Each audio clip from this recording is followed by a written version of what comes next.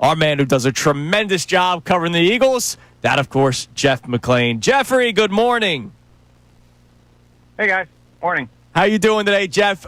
You got an earlier day of camp because you're trying to escape the heat. I think that's very smart of the Eagles. So let's talk about camp. Adoree Jackson, I saw your story from yesterday, on the rise. I know that's one of the big battles that a lot of people are paying attention to, Jackson versus Ringo. What have you noticed so far at the beginning of camp? Yeah, that was sort of based on Adoree Jackson getting more first-team reps at outside cornerback for the first time. Obviously, it's early, and I'm not sure that really represents much of anything. They probably have that already penciled in terms of, how they're distributing snaps between him and Kelee Ringo. But I would say, in the early going here, Jackson's kind of stood out a little more, been a little more consistent than Kelee Ringo, who had a strong spring. And look, this is not a this isn't a sprint. This is going to be a marathon in terms of, I think, this competition here. They haven't even put on pads yet. They will today. They haven't had a season game yet, or the joint practices with the Browns. So we have, the Eagles have a way before they make this decision. But Jackson. Look, this guy's been around for a long time. He's got 80-something career NFL starts.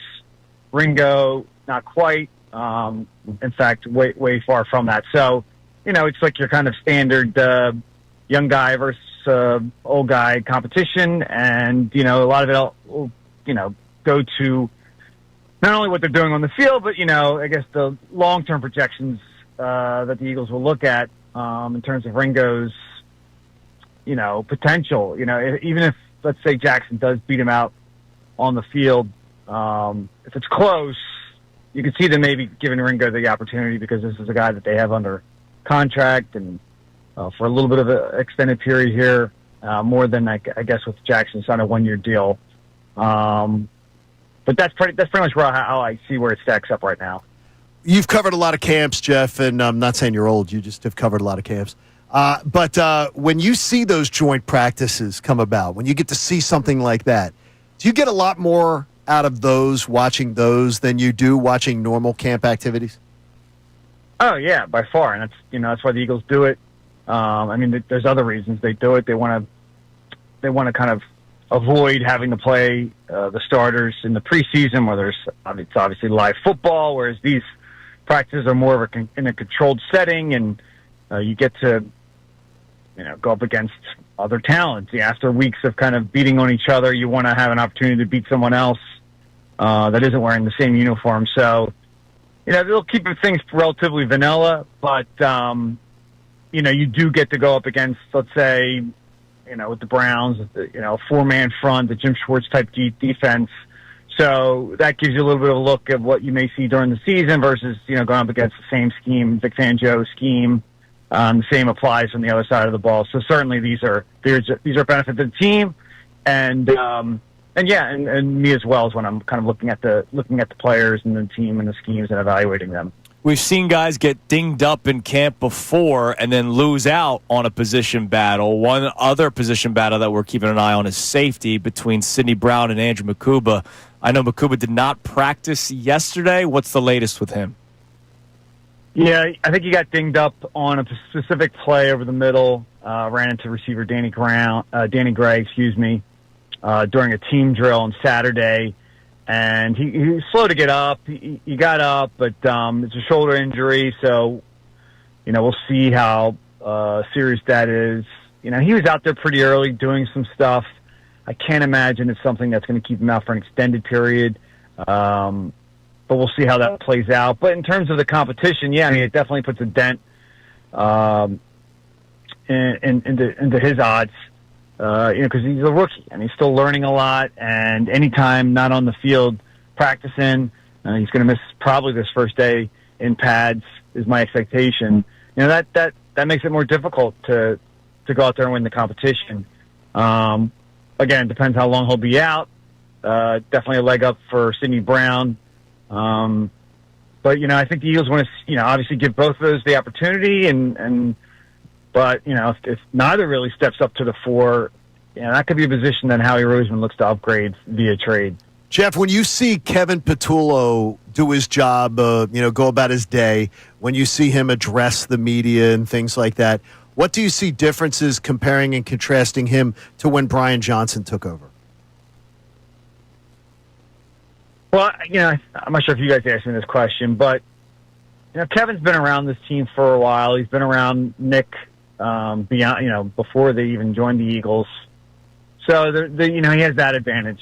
Whereas Brian Johnson was kind of brought in and Nick evaluated him and hired him, but they had worked together previously, and he had only had the 2 years as the quarterbacks coach before they made him an OC. Now, Kevin Patullo has never been an offensive coordinator in the NFL or at any level. He's never called plays at any level, so that is similar to Brian Johnson.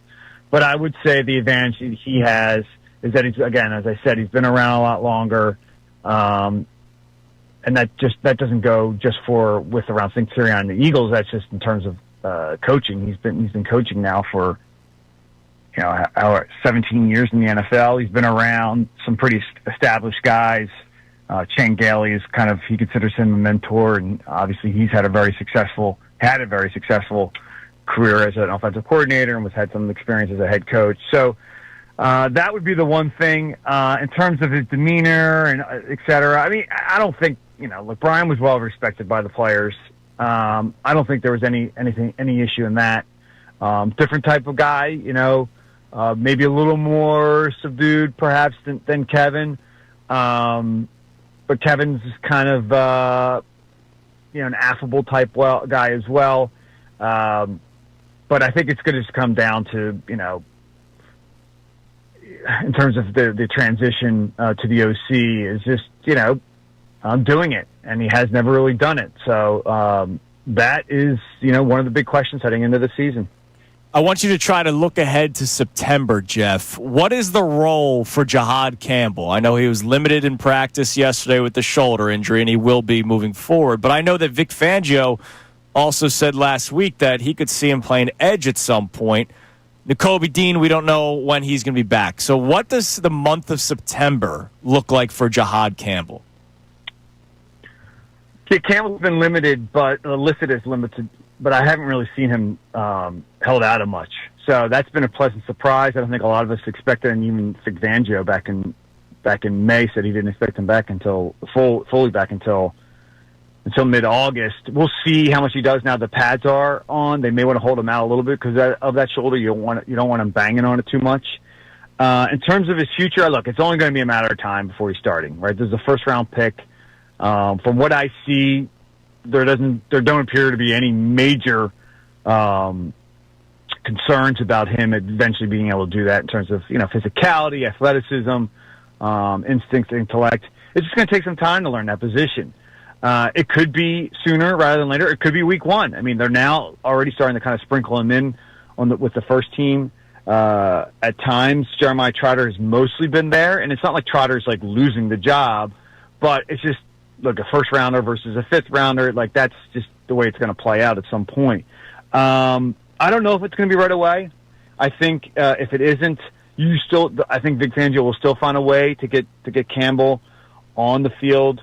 You mentioned the edge. They're starting him at inside linebacker. That's where he's spending, the bulk of his time. There will be an occasion where after practice he'll work out with Jeremiah Washburn, outside linebackers coach. So I think they believe he has that flexibility, but they don't want to put too much on his plate. But, if he's not started by week one, he'll be playing someone on defense, kind of like a guy that they throw out there in certain personnel packages where, he gives you versatility. You could have him out on the edge. You could have him in a dime situation. You could line him up as a joker, as a rusher. So he'll eventually be starting. It could be week one. If not, though, I think he'll play a little bit on defense to start. Seems like some teams, the Eagles tend to operate very smoothly in training camps. Dallas suffering some injuries in training camps and everything. Not all camps are as smooth as the Eagles tend to run them. Yeah, I mean, I remember, back in the day when Andy Reid would run, very strenuous camps, the most strenuous. Of course, they could do 2 days, and they would tackle to the ground and have a lot of. And you had you had injuries, and you thought that was part of the process. You train these guys like boxers, right?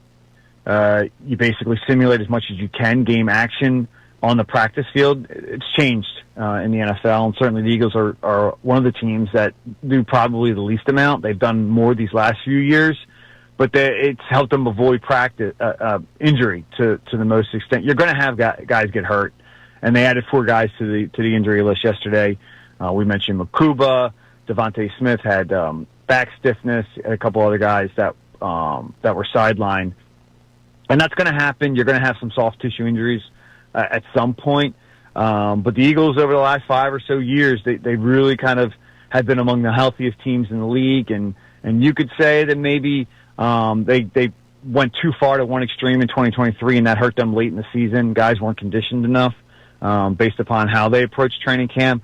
But they reversed that course last year, won a Super Bowl. Hard to argue with the results at this point. Jeff, we appreciate the time as always, man. Stay cool out there today, and we'll talk to you again next week. Thank you so much for checking out our content on the 97.5 The Fanatic YouTube channel. Hope you enjoyed the video. And remember, you can always be checking the playlist. There may be something you missed from one of our shows during the day that you want to go back and check out. So every time you like a video, like it, subscribe to the channel, and you'll have that great content coming to you every single day. You're greatly appreciated.